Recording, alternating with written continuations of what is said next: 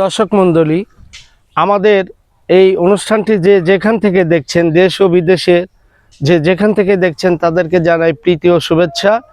আমরা কৃষিভিত্তিক অনুষ্ঠানটি আপনাদের উপকার স্বার্থে প্রচার করছি। আমরা এখন কথা বলবো ধান কৃষক এক ভাইয়ের সাথে। আসসালামু আলাইকুম। ওয়ালাইকুম আসসালাম। ভাই কেমন আছেন? আলহামদুলিল্লাহ ভালো। ভাই আপনার নাম? আমার নাম মোহাম্মদ তসলিম আলী। ভাই এই এলাকার নাম কি ধরে? এই এলাকার নাম, এই গ্রামের নাম রামপুর। রামপুর। হ্যাঁ। আপনারা কতদিন যাবত ধান চাষ করছেন? 20 বছর। 20 বছর। আচ্ছা, আপনারা বোরো ধান করছেন? হ্যাঁ। আমন ধান? আমন ধান হয় না, এটা বোরো ধানই হয়। বোরো ধান হয়। আচ্ছা, আপনারা কি হাইব্রিড ধান করছেন না দেশাল ধান করছেন? আমার দেশাল ধানও করি, হাইব্রিডও করি। আচ্ছা, দেশাল ধানের ফলনটা কেমন ভাইজান? দেশের ধানে ফলন হয় বিঘাকে 20 মণ। 20 মণ হারে? হ্যাঁ, আর হাইব্রিডটা হয় 25 মণ। 25 মণ হারে? হ্যাঁ। লাভবান কোন ধানে হচ্ছেন আপনারা?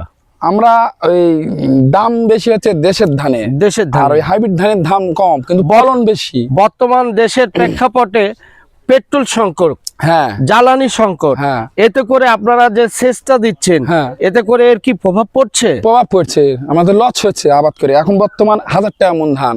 আপনি কি সরকারকে কিছু বলতে চাচ্ছেন? সরকারকে বলতে চাচ্ছি, সারের এবং এই যে তেলের দাম কমাতে হবে।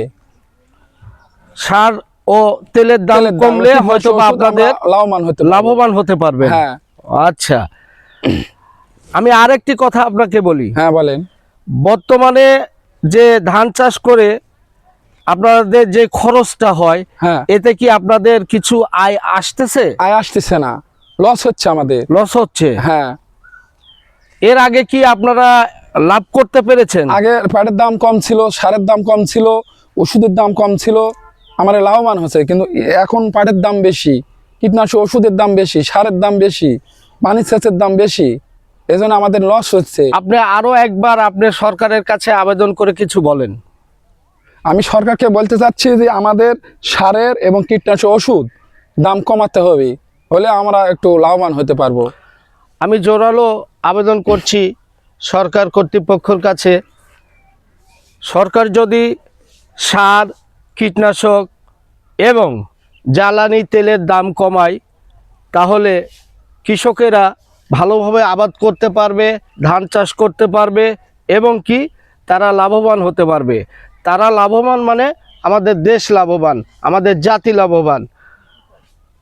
এ বলে আমি আমার প্রোগ্রামটা এখানেই শেষ করছি। আসসালামু আলাইকুম।